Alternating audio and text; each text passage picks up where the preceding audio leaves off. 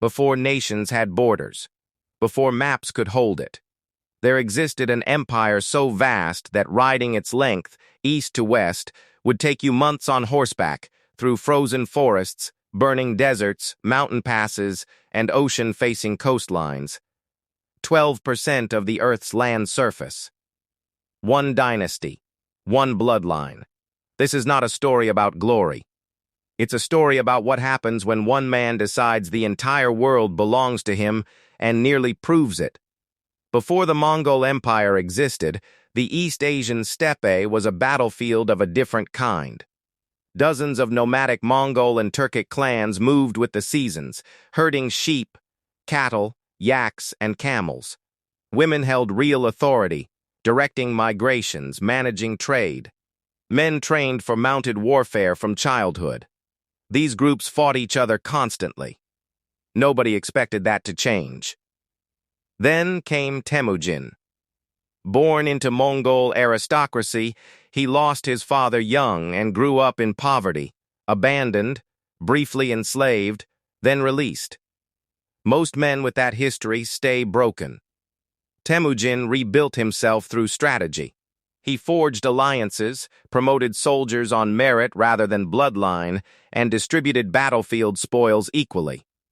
His most decisive move, when he defeated rival clans, he scattered their warriors into his own ranks so they could never regroup against him. By 1206, every clan on the Mongolian plain had submitted. At a great assembly, Temujin was declared Chinggis Khan, universal ruler. He was roughly 40. The world had no idea what was coming. The Mongols were shamanists, believers in nature spirits and ancestral power beneath an eternal sky god called Tengri. Chinggis Khan believed Tengri had given him a single instruction: conquer everything. Anyone who resisted wasn't defying a Khan, they were defying heaven. The penalty was absolute. Northern China fell. The Eastern Islamic kingdoms collapsed. When Chinggis died in 1227, the mandate passed to his family, the golden lineage. His sons and daughters continued. Central Asia fell in the 1230s. Russian princes, once untouchable behind frozen geography, were overrun.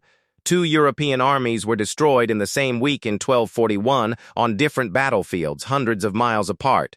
Baghdad fell in the 1250s. Southern China, the most populated region on Earth, surrendered by 1279. No empire before or since has matched the speed or scale. Inside the empire, life wasn't only war. Conquered territories kept their local administrators. All religions were tolerated, provided their leaders prayed for the Mongans.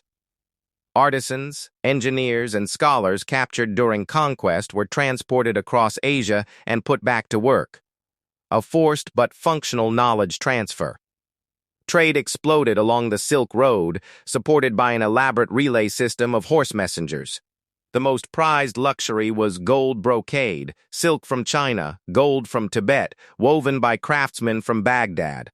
Chinese blue and white porcelain crossed oceans, white clay from Mongol China, blue dye from Mongol Iran. An entire globalized economy held together by conquest. But succession broke it. The title of Great Khan wasn't simply inherited. Brothers, uncles, cousins, and powerful widows all had competing claims. By the 1260s, Chinggis Khan's grandsons were at open war. The empire fractured into 4. In China, Kublai Khan's Yuan Dynasty became an era of science, culture, and staggering trade. In Iran, the Ilkhanate sponsored Persian miniature painting and monumental architecture still studied today. In Central Asia, the Chagatai Khanate produced Timur and his descendant Babur, who founded the Mughal Empire in India.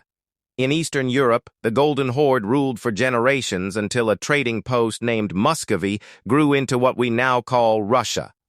The unified Mongol Empire lasted less than 70 years.